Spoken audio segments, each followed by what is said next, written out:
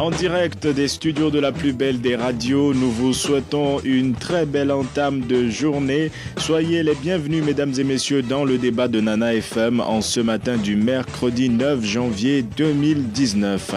Alors que les regards se tournent vers l'avenir avec la mise en place du nouveau Parlement, ils sont encore nombreux à ruminer les décisions de la CEDEAO qui ont conduit à l'organisation des législatives le 20 décembre dernier, pendant que certains estiment que l'institution sous-régionale a pleinement joué son rôle, et bien d'autres estiment que la CEDEAO a tout simplement abandonné le peuple togolais à son sort. Alors l'interrogation qui est la nôtre ce matin est la suivante. Quelle réputation tirera la CEDEAO de la médiation dans la crise sociopolitique au Togo? Et pour en parler, nous devrions être avec Djimon Oré, désormais ancien député, président du FPD, le Front Patriotique pour la Démocratie. Si tout se passe bien, il nous rejoindra dans quelques instants. Encore quelques minutes de patience donc de vous, chers auditeurs, qui aurez la possibilité d'intervenir et de participer à ce débat via la page Facebook de Nana FM ou par téléphone sur le 91 09 71 71 ou le 96 61 58 58. Avec Nestor Glo à la mise en onde, je m'appelle Antoine Afanou. Quelle réputation tirera la CEDEAO de la médiation dans la crise sociopolitique au Togo? C'est le thème du jour et je vous dis à tout de suite. 15.5 Nana FM. Comme annoncé, nous y sommes donc avec Djimon Oré, président du FPD, le Front des Patriotes pour la Démocratie. Bonjour Monsieur Oré. Bonjour Monsieur Afanou. Alors, l'introduction ayant déjà été faite, nous allons aller droit au but. Dans un premier temps, dites-nous, comment vivez-vous la fin de votre mandat de député, puisqu'on le rappelle, vous faisiez partie de l'ancienne Assemblée? Oui, merci beaucoup. Non, en fait, nous ne sommes pas allés à l'Assemblée nationale en 2013 dans la logique de carrière politique parlementaire. Nous sommes allés à l'Assemblée dans la logique de contribuer à ce que la vraie démocratie s'installe au Togo.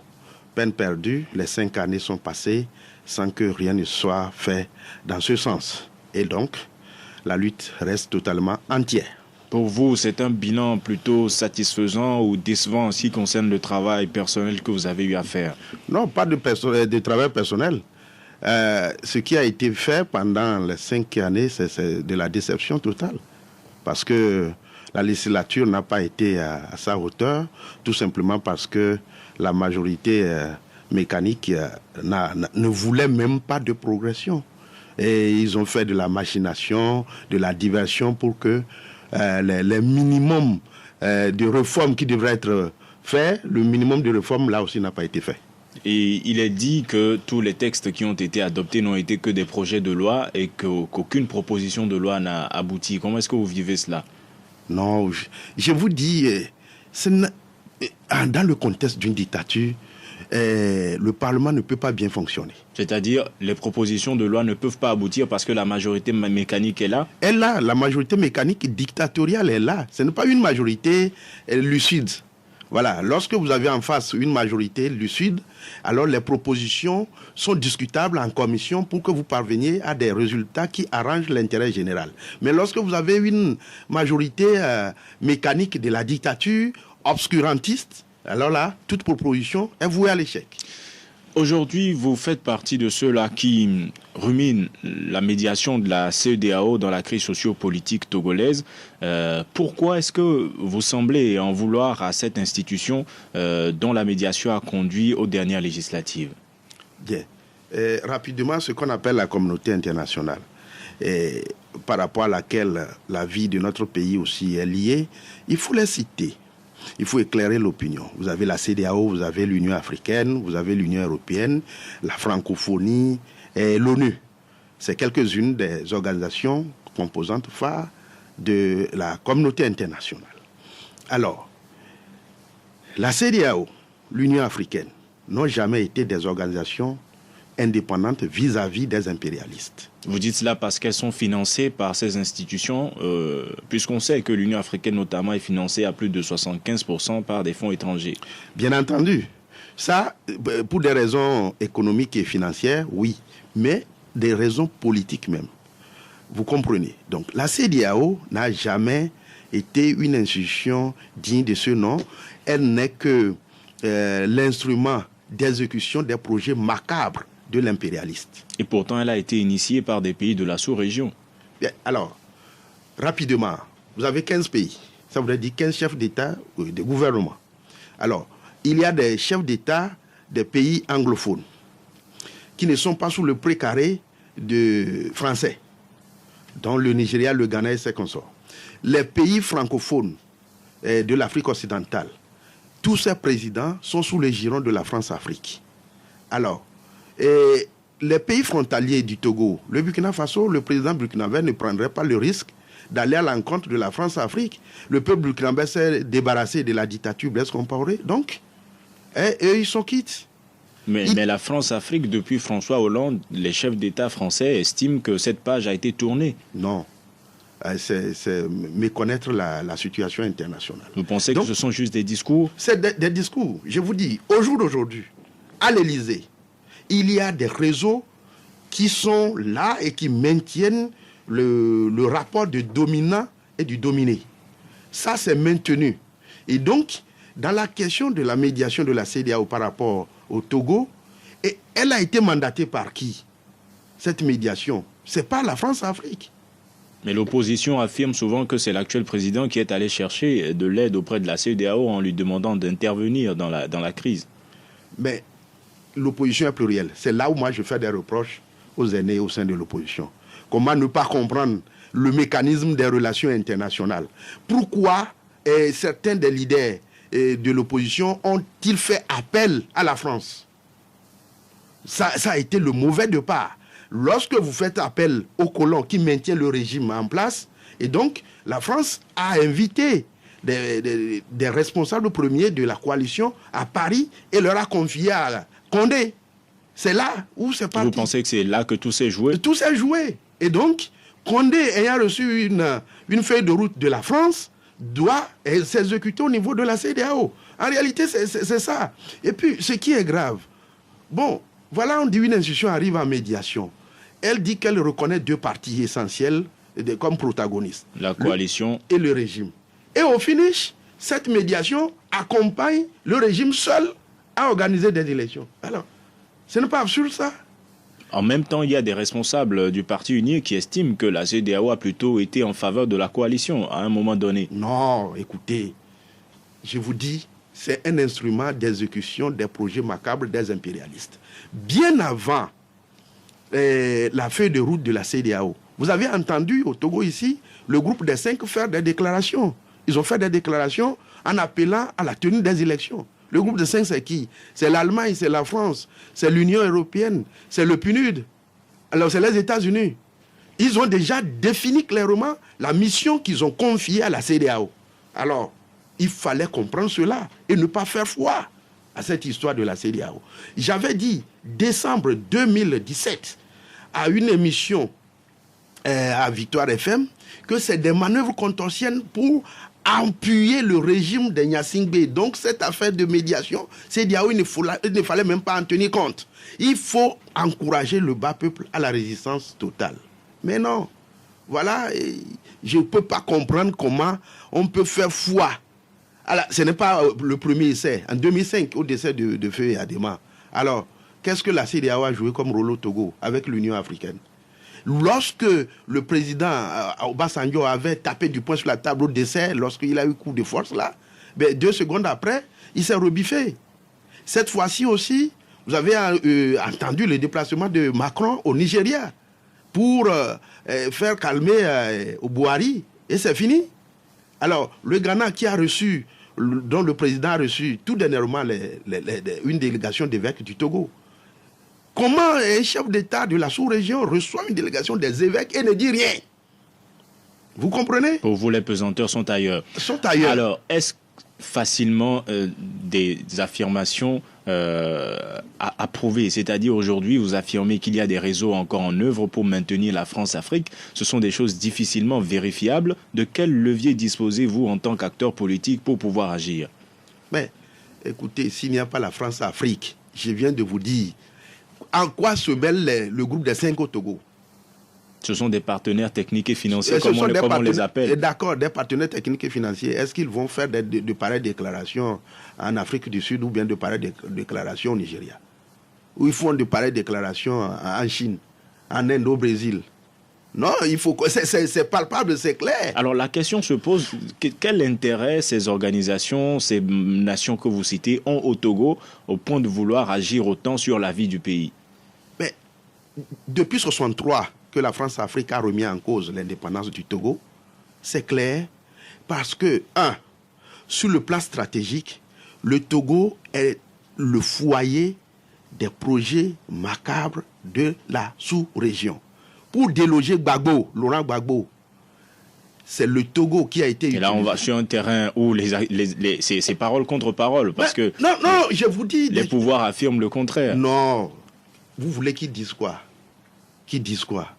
Alors, donc, le Togo étant stratégique pour la France-Afrique, donc, elle ne veut pas qu'un régime véritablement démocratique, issu de la volonté du peuple, se mette en place au Togo. Pour vous, c'est l'enjeu. C'est l'enjeu, c'est tout. Alors, aujourd'hui, face à cette situation, quelle réputation tirera la CEDEAO de ce qui s'est passé au Togo ces 12 derniers mois? Non. Les responsables de la CEDEAO, il faut les considérer comme des envoyés des génocidaires. C'est ça. C'est des envoyés des génocidaires. Est-ce que le terme n'est pas fort? J'assume mon propos. C'est des envoyés des génocidaires. C'est des gangsters. Vous regardez le comportement qu'ils ont affiché avec leur histoire d'experts. On dit Bianzin par-ci, et quoi par-là. Et au finish, pour dire qu'ils ont validé ce qui n'a pas existé. Alors, mais c'est quoi? La finalité, c'est que les génocidaires veulent amener le peuple togolais au chaos total, c'est-à-dire les génocides, pour qu'ils puissent faire de l'épuration ethnique et installer pour l'éternité le clan qu'ils veulent. C'est ça en réalité. Vu comme le scrutin du 20 s'est déroulé, il pourrait vous donner tort en disant que plusieurs avaient craint des violences, qu'il y aurait des morts et que finalement il n'y a rien eu. Ah bon? Donc, parce que les citoyens ont compris qu'il faut céder le passage à la barbarie, il ne faut pas donner l'occasion à la barbarie de s'exécuter sur leur vie. Donc, ça voudrait dire que ça s'est bien passé. À partir du moment où la population a rejeté l'élection à plus de 95%, alors, nous avons des informations. Et aller nommer des représentants à l'Assemblée nationale comme on nomme les membres du gouvernement, c'est suffisamment grave. Il n'y a pas eu de décret de nomination. Et je vous dis, il a eu une nomination. Vous allez me dire que la population de l'Est Mono peut accepter qu'on lui balance un Yéritama? Et peut-être a-t-il été convaincant durant la campagne. Comment ça? Vous prenez les IFE pour des cons? Comment les IFE vont envoyer un loso de Naoudeba de Siou? Mais est-ce que c'est une affaire ethnique? C'est une affaire ethnique. Les élections. C'est une affaire ethnique. Donc la compétence politique ne joue pas. C'est pas une affaire ethnique. Toi, Mina, tu peux être député dans la COSA. Est-ce que la compétence politique ne joue pas? Toi, Mina, quelle que soit ta compétence, tu peux être député de la COSA. Je vous pose une question. Heureusement que c'est moi qui ai le monopole des questions dans ce débat. Est-ce que la compétence, finalement, n'a plus de place dans la manière dont la politique se fait au Togo? Ce n'est même pas affaire de compétence. C'est une emprise de domination coloniale. Et donc, sachant pertinemment que cette emprise de domination coloniale ne passerait pas pour le peuple, on prépare les génocides. Maintenant, est-ce que cette emprise ethnique que vous dénoncez est à l'avantage du pays ou pas? Ou est-ce que les choses devraient se faire autrement? Mais les choses devraient se faire autrement. Comment ça? Comment on balance des individus dans des localités pour dire, toi tu es député de telle communauté, et vous partagez le pays comme bon vous semble. Et vous avez suivi la proclamation des résultats par la CENI puis par la Cour constitutionnelle. Donc pour vous, tout cela n'a été fait pour entériner un certain nombre de décisions? Je vais vous donner quelques exemples. S'agissant de l'Est Mono. Quelques indignes y fait, je pèse bien mon propos, qui se sont fait déclarer militants de UNI. Ils se retrouvent totalement ébahis que ce que leur CELI a proclamé à Elavagno et le président de la CELI de Elavagno leur a certifié, c'est autre chose que la CENI a proclamé. Et donc, dans ce que la CELI de l'Est Mono a proclamé, Jerry Tama ne se figurait pas. Ont-ils introduit des recours? Alors, qui a organisé le balancement de Jerry Tama là-bas et qui va accepter le recours au sein du même appareil? Vous n'avez pas eu vent de plaintes de l'ancien président de l'Assemblée nationale, Abbas Monvo, s'agissant de Bassa? Vous n'avez pas eu vent de la réaction du Premier ministre Agbeome qui dit de le laisser digérer ce qu'il n'a pas accepté? Alors, et c'est les participationnistes. La situation est grave. Et donc, avant d'ouvrir le standard, pour vous, la CEDEAO, est-ce une institution qui tirera du bon ou du mauvais de cet épisode au Togo? Non, la CEDEAO sera responsable à 100% du chaos qui se profile à l'horizon. Nous allons voir ce que les auditeurs en pensent. Y a-t-il chaos ou pas à l'horizon? À votre avis, quelle réputation tirera la CEDEAO de la médiation dans la crise sociopolitique au Togo? Le 91 09 71 71 ou le 96 61 58 58. Premier auditeur en ligne. Allô? Allô, bonjour. Bonjour, monsieur Maglo, comment allez-vous? Ça va, très bien. Alors, merci d'être un peu plus courtois que notre invité. Allez-y, nous vous écoutons. Je serai très courtois envers mon ami Dimore. Je n'ai jamais été très violent envers lui. Non, pas envers lui, envers ceux, j'imagine, que vous allez mentionner. Ceux qui le méritent, je le serai toujours. Alors, ce n'est pas à moi, vous connaissiez ma position concernant la CEDEAO. Et au tout au début, j'avais même eu à fredonner une chanson concernant la création de la CEDEAO avec l'implication de Maïgoon. Alors, malheureusement, mes pronostics se sont avérés une réalité, je le regrette. La plupart de mes idées ont été développées par M. Dimore. Malgré que c'est la France, c'est la communauté internationale qui ont collaboré à ce que la situation soit maintenue au Togo, il faut quand même reconnaître que nous, les Togolais, on en est quand même pour quelque chose. Nous ne devions pas nous extirper de nos responsabilités. Et je voudrais dire que, vous voyez, ce qui se passe, ces pays qui ont aidé la CEDEAO à faire ce que nous connaissons, ce serait notre pays. J'appelle seulement la Côte d'Ivoire, leurs ressortissants aujourd'hui seront à leur foyer. Le Togolais est tellement pacifique, très pacifique, que tout le monde veut marcher sur nous. Et au tout début, lorsque la CEDEAO a commencé à capoter, à faire un pas en arrière, un pas derrière, on avait trouvé personne pour leur dire non. Tout le monde, quand ils sortent, ils apprécient la CEDEAO, que c'est bon, c'est bon, c'est bon. Ils n'ont pas eu ce courage, ça, je le regrette. En définitive, pour vous, la crédibilité de la CEDEAO, est-ce qu'elle... La CEDEAO, dans sa bouloumie, avec ses fonctionnaires véreux qui viennent faire on avait parlé au Togo, alors la CEDEAO a entraîné malheureusement toute la communauté internationale. Bien, parce merci. que désormais, au Togo, la francophonie, tout ce monde-là n'auront plus le courage de venir. Eux-mêmes, ils auront peur. Merci, M. Maglo, d'avoir participé au débat. Passez une bonne journée. Et le pacifisme, c'est quelque part une bonne chose aussi, comme vous-même vous l'avez reconnu. Pierre Aglébé, sur la page Facebook de Nana FM, écrit que pour des questions diplomatiques, c'est toujours ainsi que la CEDEAO procède. Elle a voulu trouver un terrain d'entente entre les deux parties afin que les intérêts communs soient préservés. Un autre auditeur en ligne, allô? Allô? Bonjour. Oui, vous êtes à l'antenne. On vous appelle comment? Gilles. Gilles, vous nous appelez d'où? De Lomé. Allez-y, nous vous écoutons. À votre avis, quelle réputation tirera la CEDEAO de la médiation au Togo? La CEDEAO reste toujours la CEDEAO. Elle aura toujours sa réputation.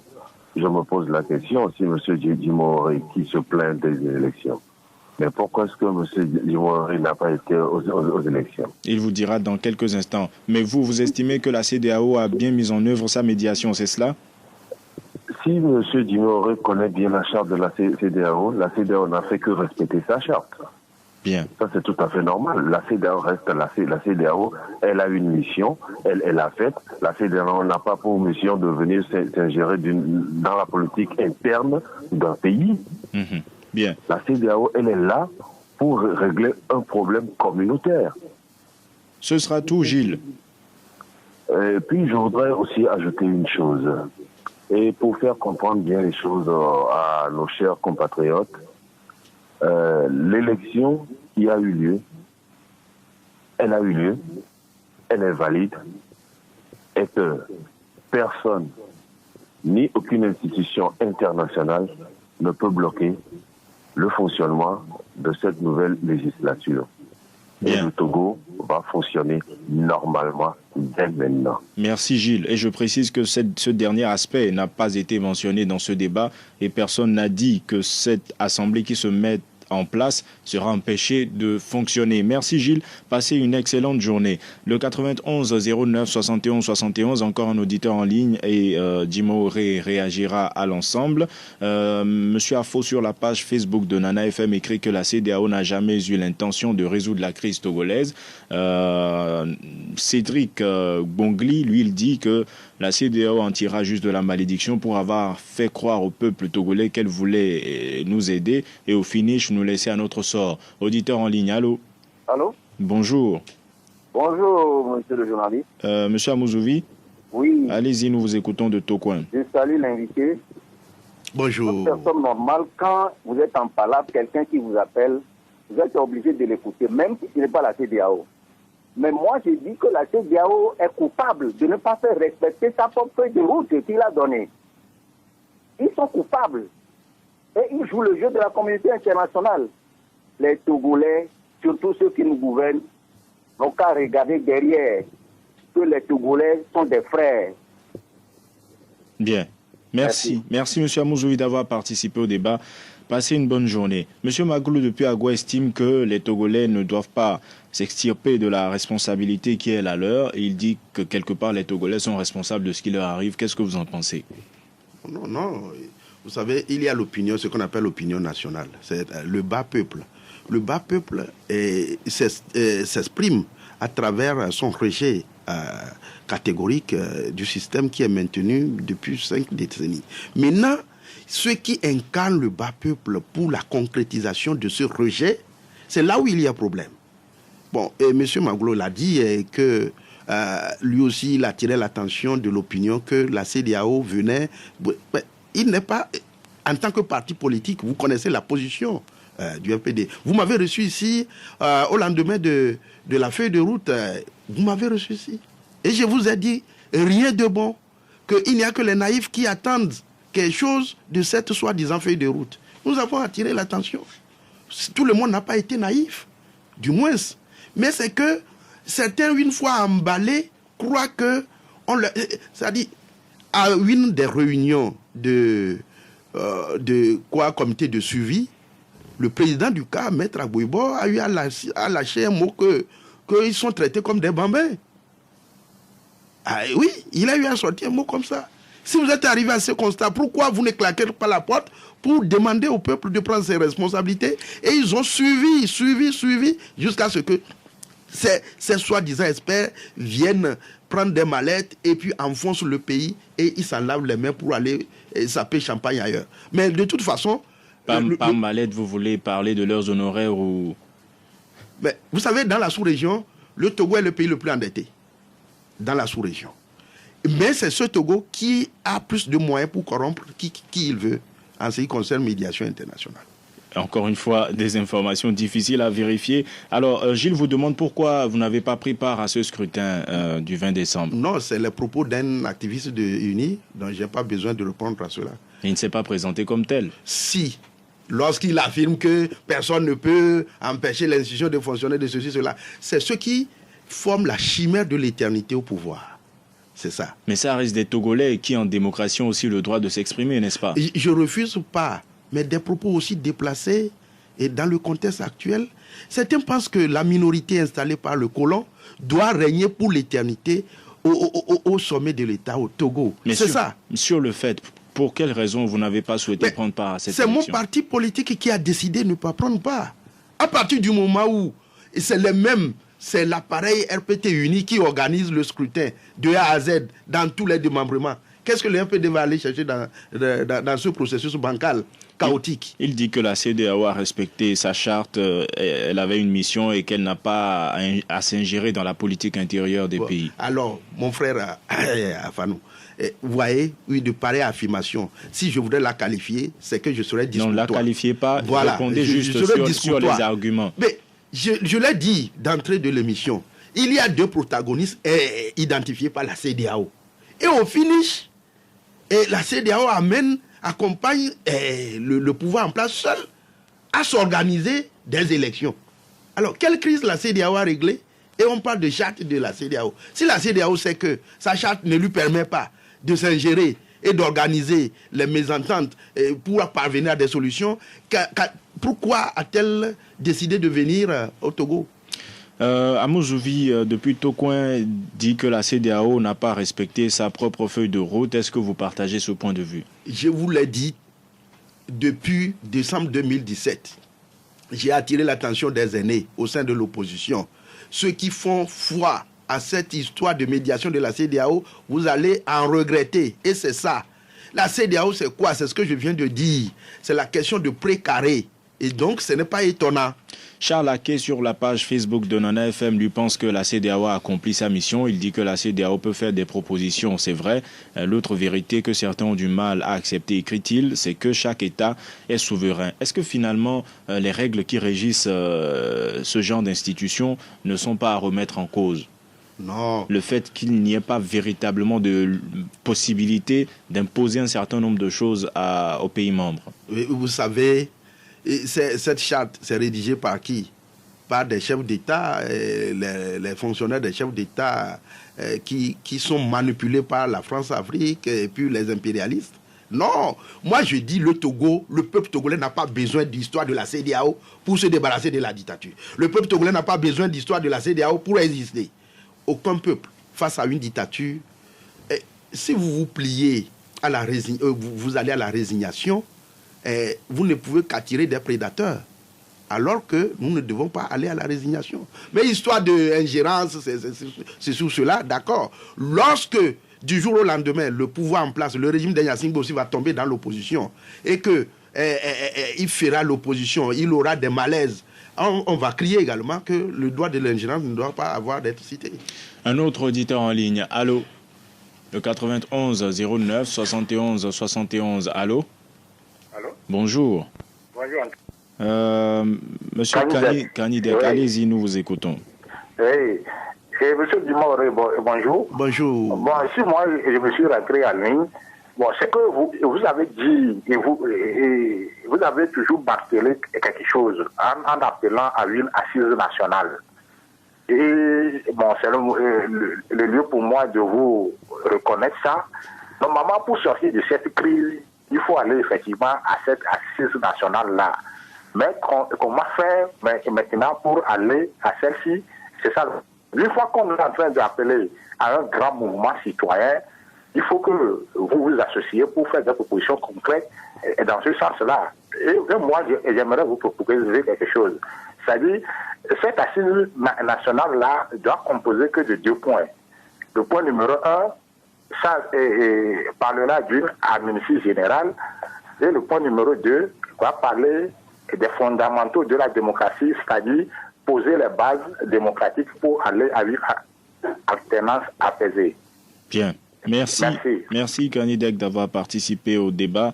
Passez une bonne journée. Nous avons la possibilité de prendre un dernier auditeur en ligne, le 91 09 71 71 ou le 96 61 58 58. Auditeur en ligne, allô?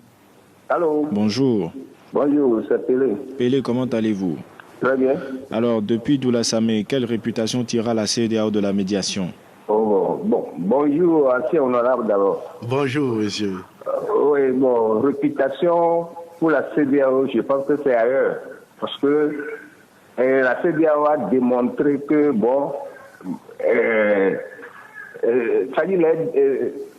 surtout les facilitations ont démontré qu'ils sont des pyromanes. Parce que le président guinéen même a dit qu'ils ne sont pas des pyromanes, mais on a dit que vraiment ils sont des pyromanes.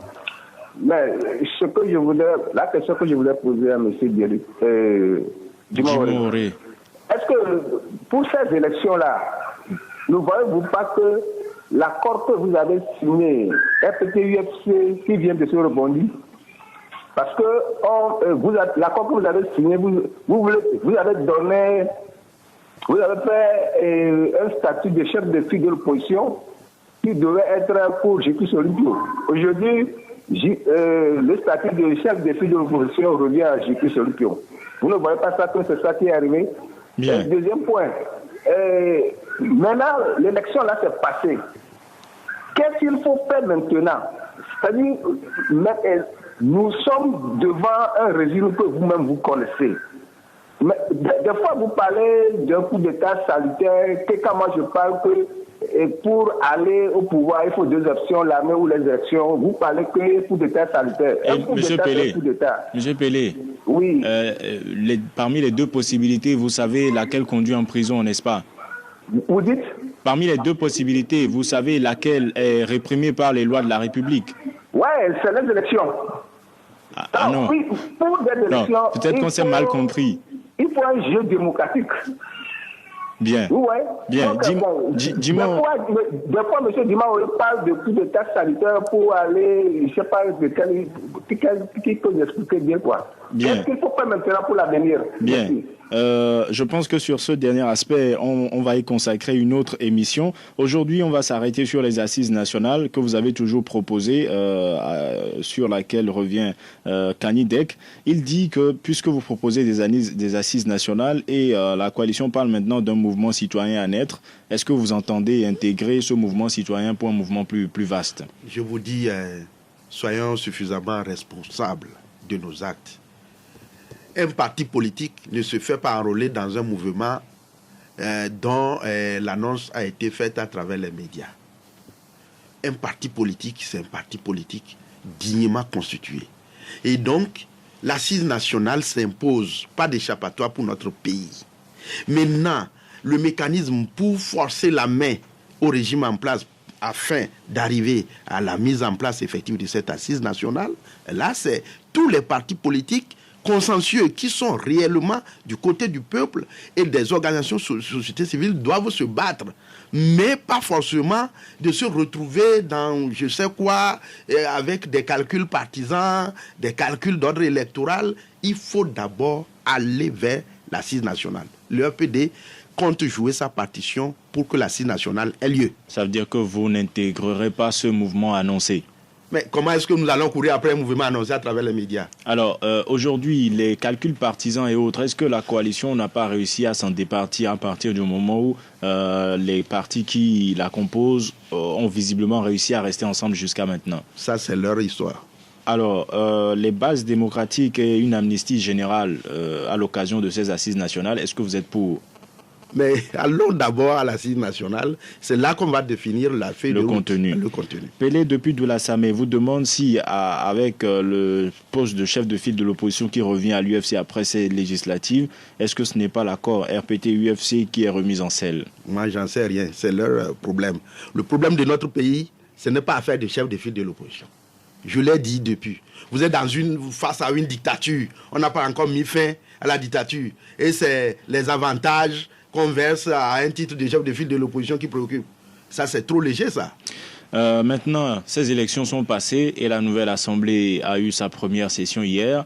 Face à l'avenir, quelle est votre option? C'est ce que demande Pelé. De quoi sera fait l'avenir? Kani Dek a posé pratiquement la même question. Que faire maintenant pour progresser? Oui. Il faut comprendre que la tentation est grande du côté du pouvoir en place de ramener le pays au parti unique. C'est ça la voie. Et donc, à partir du moment où ils ont eu le courage de nommer des gens comme députés dans une institution qui doit être une institution élue, vous comprenez que c'est le retour au parti unique en termes d'avenir que se projette le régime en place par rapport au Togo. Maintenant, face à cette triste réalité, le peuple togolais, dans sa majorité, doit opposer une résistance pacifique, déterminée, farouche, pour arriver à bout de force de la dictature, pour qu'on en finisse une fois de bon, mais d'une manière pacifique. Alors, Franck Vignon, sur la page Facebook de Nana FM, écrit que c'est la CEDEAO des chefs d'État et non la CEDEAO des peuples. Ce n'est pas la première fois que l'institution faillit à sa mission. Et qu'aussi, toujours sur la page Facebook de Nana FM, écrit que cette institution est appelée à disparaître bientôt. Les faits démontrent que personne ne croit plus en la CEDEAO. Est-ce que vous partagez ces points de vue? Mais ce que je viens de dire est largement au-dessus de ce qu'il vient. Il ne fait que confirmer notre position. Nous avons dit, la mafia internationale, il ne faut pas se méprendre. Il faut tenir compte de la mafia internationale qui fait bouger. Mais je vais vous donner l'exemple de la Gambie. Pour que le président qui est en place aujourd'hui puisse arriver, ce n'est pas la CEDEAO. C'est l'Occident qui a décidé, parce que la dictature de Yahya Jammeh étant une dictature introvertie, c'est-à-dire qui ne profite pas aux impérialistes, ils ont décidé d'aider Adama Barrow à prendre le pouvoir. Mais ce n'est pas pour l'intérêt des Gambiens. Voilà, c'est pour l'intérêt des puissances toujours occidentales. Et le Togo, comme c'est une dictature extravertie, c'est-à-dire qui sert les intérêts des puissances impérialistes et de tous les réseaux, alors il faut maintenir cette forme de dictature au détriment des intérêts de notre peuple. C'est ce qu'il faut combattre et mettre fin. Nous sommes à la fin de cette émission. En même temps, votre mot de la fin, Ben Sika écrit que la CEDEAO s'est discréditée pour n'avoir pas réussi à s'imposer pour le bien des Togolais. Mauvaise réputation, c'est toujours la CEDEAO des chefs d'État et non des peuples. Votre mot de la fin? Notre mot de fin, c'est de dire que le peuple togolais, dans sa majorité, comme il a réussi à bouder, à boycotter les législatives passées, doit rester déterminé et puis pour foncer. Mais pas question encore de courir après un dialogue. Il faut foncer pour établir un rapport de force qui impose une assise nationale pour régler les problèmes de notre pays. Merci Djima Oré d'avoir accepté notre invitation. Je rappelle que vous êtes le président du Front des Patriotes pour la démocratie. Ce débat ainsi s'achève. Merci à vous auditeurs de l'avoir suivi. Merci à vous qui avez participé par téléphone comme par internet. Nestor Glo était à la mise en onde. Je m'appelle Antoine Afanou et nous vous souhaitons une excellente journée en compagnie de votre radio.